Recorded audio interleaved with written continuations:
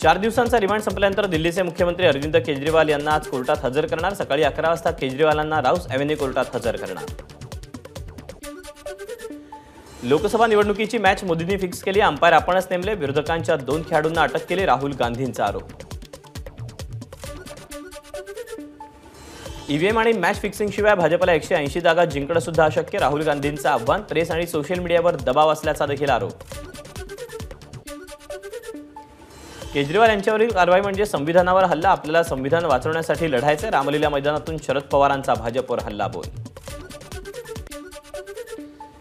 भाजप सर्वात लबाड पक्ष। सत्तेत राहण्यासाठी ईडी आणि सीबीआयला प्रोत्साहन देतात। अखिलेश यादवांचा भाजपवर निशाणा।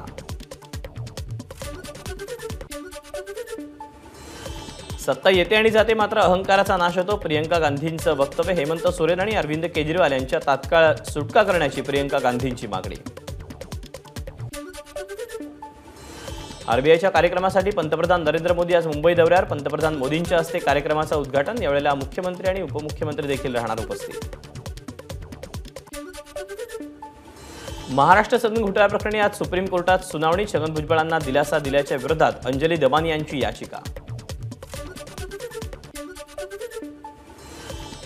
धाराशिव आणि नाशिकच्या जागेसंदर्भात देवगिरीवर बैठक। अजित पवार सुनील तटकरे बैठकीला उपस्थित। पत्रकार परिषद घेऊन भूमिका स्पष्ट करणार असल्याची तटकरेंची माहिती। परभणी लोकसभेसाठी महायुतीकडून महादेव जानकर अर्ज दाखल करणार। यावेळेला मुख्यमंत्री, दोन्ही उपमुख्यमंत्री आणि पंकजा मुंडे राहणार उपस्थित। अहमदनगर दक्षिण लोकसभेचे राष्ट्रवादीचे शरदचंद्र पवार पक्षाचे उमेदवार निलेश लंके आजपासून प्रचाराला सुरुवात करणार। मोहटादेवी गड येथून लंकेंच्या स्वाभिमान जनसंवाद यात्रेचा शुभारंभ। आमदार प्राजक्त तनपुरेंची माहिती।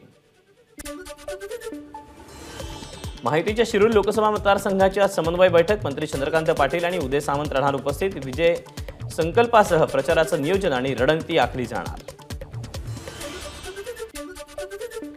एप्रिलच्या दुसऱ्या आठवड्यात उत्तर प्रदेशचे मुख्यमंत्री योगी आदित्यनाथ यांची खामगावात प्रचार सभा। खासदार प्रतापराव जाधव यांच्या प्रचारासाठी सभेचं नियोजन। वंचित बहुजन आघाडीकडून लोकसभेची दुसरी यादी जाहीर। वंचितकडून आणखी 11 लोकसभा मतदारसंघांसाठी उमेदवारांची घोषणा।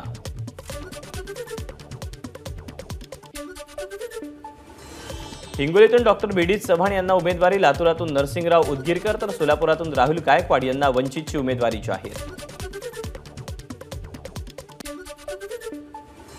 म्हाडातून रमेश बारसकर वंचितच्या तिकिटावर उभे राहणार। साताऱ्यातून मारुती जानकर आणि धुळ्यातून अब्दुल रहमान लोकसभेची निवडणूक लढवणार।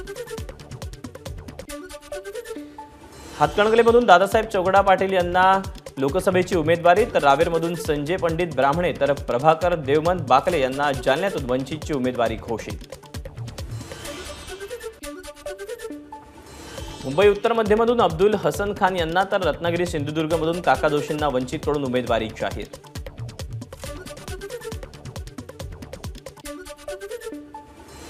चार एप्रिलला प्रकाश आंबेडकर अकोल्यातून उमेदवारी अर्ज दाखल करणार। प्रकाश आंबेडकरांची एबीपी माझाला माहिती।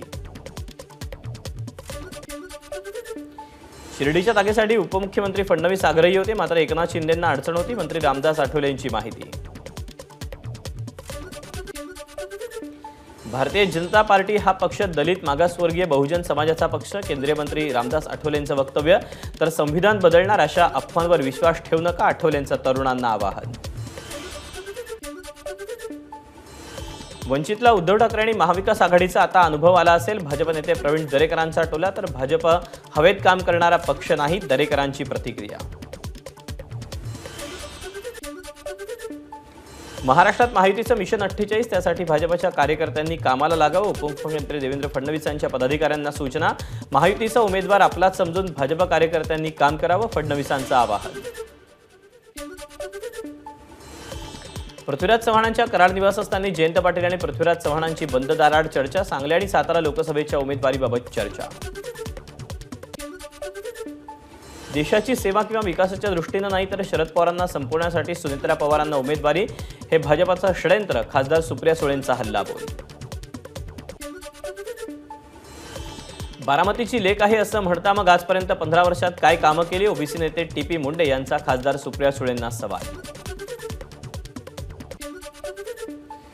शिंदे गटाचे नेते विजय शिवतारेंनी निवडणुकीतून अचानक माघार का घेतली? ओबीसी नेते प्रकाश शेंडगेंचा सवाल. जर तुम्ही एक भुजबळ पाडाल तर आम्ही मराठ्यांचे 160 आमदार पाडू, प्रकाश शेंडगेंचा इशारा. प्रकाश शेंडगेंच्या ओबीसी बहुजन पार्टीकडून बारामतीत महेश भागवत यांना उमेदवारी. दौंडमध्ये शेंडगेंकडून शक्ती प्रदर्शन.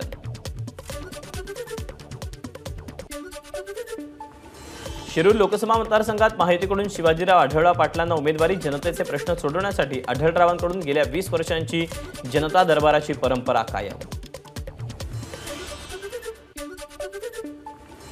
मंगलमय प्रसंगी अमोल कोल्हे वाचाळवीरांसारखं बरळले. अजित पवार गटाचे उमेदवार शिवाजीराव आढळराव पाटील यांचा कोल्हेंवर निशाणा. दिलीप मोहितेंच्या कुटुंबातील लग्न सोहळ्यात अमोल कोल्हेंनी घड्याळ आणि तुतारीची सांगड घातल्यानं आढळरावांची टीका. काँग्रेस नेत्या प्रणिती शिंदेंनी देशातील शहीदांचा अपमान करणारं वक्तव्य केलं. निवडणुका येतील जातील, मात्र ज्यांनी या देशासाठी बलिदान दिलं त्यांना तुम्ही बोलत आहात. प्रणिती शिंदेंच्या वक्तव्याला आमदार राम सातपुते यांचं प्रत्युत्तर.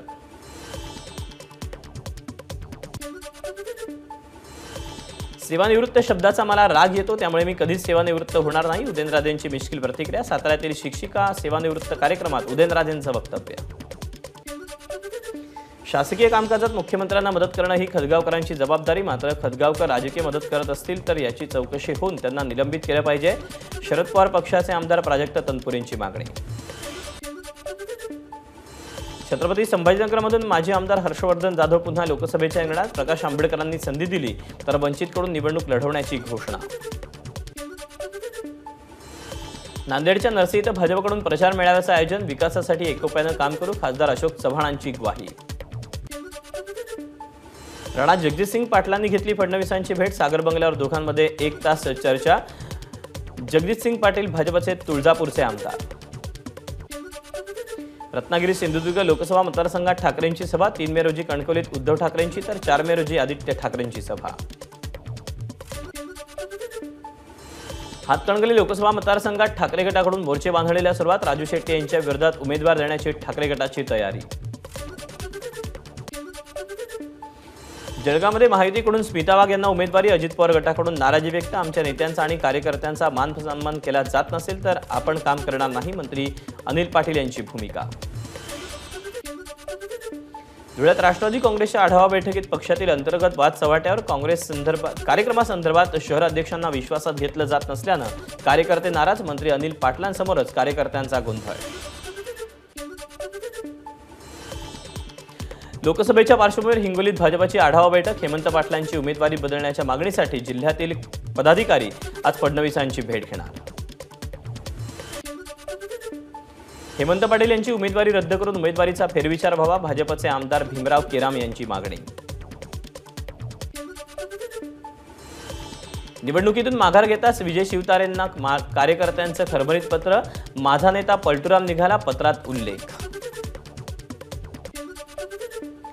हिंगोलीत महाविकास आघाडीच्या आढावा बैठकीत धुसफूस. शरद पवार पक्ष आणि काँग्रेससह ठाकरे गटाच्या नेत्यांची दांडी.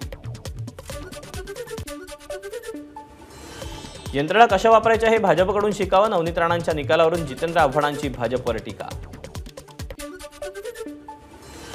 भाजपचे माजी आमदार नारायणराव गव्हाणकर अकोला लोकसभेसाठी अपक्ष म्हणून उमेदवारी अर्ज दाखल करणार. एबीपी माझाशी संवाद साधताना गव्हाणकरांची माहिती. बीडच्या अंबाजोगाईत धनगर समाजाची बैठक. बजरंग सोनवणे आणि पंकजा मुंडे यांना यशवंत सेनेच्या बाळासाहेब दोडतलेंचा फोन. धनगर समाजाच्या आरक्षणाचा मुद्दा संसदेत मांडणार, पंकजा मुंडेंचं आश्वासन. बीडच्या अंबाजोगाईत धनगर समाज बांधवांची बैठक. धनगर समाज मेळाव्यात पंकजा मुंडेंना पाठिंबा. धनगर समाजाच्या आरक्षणाचा प्रश्न संसदेत मांडण्याचं आश्वासन दिल्यानं धनगर समाजाचा निर्णय. संजय राऊत ज्या ठिकाणी जातात त्या ठिकाणी उमेदवाराला अपयश येतं. निलेश लंकेंच्या जनसंवाद यात्रेला राऊत आले तर अहमदनगर दक्षिणेचा निकाल आजच लागला असं समजावं. भाजपचे आमदार शिवाजी कर्डिल यांची टीका. बुलढाण्याचे काँग्रेसचे माजी आमदार हर्षवर्धन सपकाळ यांची ट्विटमुळे खळबळ. राज्यात अनेक ठिकाणी मैत्रीपूर्ण लढत, मग बुलढाण्यात काय? सपकाळ यांचा ट्विटरद्वारे सवाल. जेजुरीच्या जामा मशिदीला अजित पवारांचे सुपुत्र पार्थ पवार यांची भेट. जय पवार यांच्याकडून दर्ग्यावर फुलांची चादर अर्पण. नाना पटोलेंनी भंडारा गोंदियातून माघार का घेतली? पटोलेंचे भाजपसोबत छुपे संबंध, प्रकाश आंबेडकरांचा आरोप. चंद्रकांत खैरेंच्या वाहनाचे अंबादास दानवे सारथी, खैरेंच्या निवासस्थानावरून निवडणूक कार्यालयापर्यंत चालवली गाडी. उद्धव ठाकरे शेतकरी कामगार पक्षाचे आमदार जयंत पाटलांची भेट घेणार. अलिबाग इथे पंडित शेठ पाटील यांच्या घरी घेणार सांत्वनपर भेट. जयंत पाटलांची बहीण मीनाक्षी पाटील यांचं 2 दिवसांपूर्वी निधन झालं. मंत्री उदय सामंत यांनी वर्षा निवासस्थानावर घेतली मुख्यमंत्री एकनाथ शिंदेंची भेट. रत्नागिरी सिंधुदुर्ग जागेबाबत चर्चा झाल्याची माहिती. वंचित बहुजन आघाडी आमच्यासोबत आली तर आनंद होईल, माजी गृहमंत्री अनिल देशमुखांची प्रतिक्रिया. तर महाविकास आघाडीची वंचित सोबत अजूनही चर्चा सुरू असल्याची माहिती. महाराष्ट्र एटीएस प्रमुख सदानंद दाते यांची एनआयच्या नवीन महासंचालक पदावर नियुक्ती. दाते यांची एनआयचे विद्यमान दिनकर गुप्ता यांच्याकडून त्यांनी पदभार स्वीकारला. मध्य प्रदेशमध्ये झालेल्या पॅरा नॅशनल स्विमिंग चॅम्पियनशिपमध्ये कोल्हापूरच्या रिया पाटीलचं यश. 3 सुवर्ण पदकांसह रिया पाटीलचा नवा राष्ट्रीय विक्रम. गोल्डन मॅन संजय गुज्जरच्या गाडीवर सांगवी पोलिसांची कारवाई. गाडीच्या काळ्या काचांवर कारवाई करत आकारला 3,000चा दंड. कारवाईचा व्हिडिओ सोशल मीडियावर तुफान व्हायरल. विमानतळावर 6 कोटी 30 लाखांचा मुद्देमाल जप्त. 10 किलो सोनं, विदेशी चलन आणि इतर साहित्यांचा समावेश. मुंबईतील राजीव गांधी बांद्रे वरळी सिलिंग पुलावरील टोल शुल्कात 18% वाढ. आजपासून नवे दर लागू. पश्चिम बंगालच्या जलपाईगुडीमध्ये अनेक भागात मुसळधार पाऊस आणि गारपीट. घरं, इमारती आणि पिकांचं अतोनात नुकसान. चक्रीवादळामध्ये 100हून अधिक जण जखमी. राजकारणी आहे म्हणून जे काही करतो ते सत्तेसाठी किंवा मतांसाठी करत नाही, पंतप्रधान मोदींचं वक्तव्य. इलेक्टोरल बॉन्डमुळे असं निधीचा स्रोत ओळखला जातो. मात्र 2014च्या आधी निवडणुकीत किती पैसा खर्च झाला हे कोणती एजन्सी सांगू शकत होती का? पंतप्रधानांचा सवाल. इलेक्टोरल बॉन्डवर जे आज गोंधळ घालत आहेत त्यांना पश्चाताप होईल. पंतप्रधान नरेंद्र मोदींच्या विरोधकांना टोला. तर इलेक्टोरल बॉन्डमुळे कुणाला किती निधी दिला हे सर्वांना माहिती, पंतप्रधान मोदींची प्रतिक्रिया. भारतीय लष्करांकडून अंदमान आणि निकोबारमध्ये अचूकता आणि सामर्थ्याचं प्रदर्शन. ध्रुव ब्राह्मोस वॉरियर्सकडून ब्रह्मोस सुपरसॉनिक क्रूझ क्षेपणास्त्राचं यशस्वीरित्या प्रक्षेपण. दिल्ली कॅपिटल्स संघाचा आयपीएल स्पर्धेत पहिला विजय. चेन्नई सुपर किंग्सचा 20 धावांनी पराभव. महेंद्रसिंग धोनीची वादळी खेळी चर्चेत.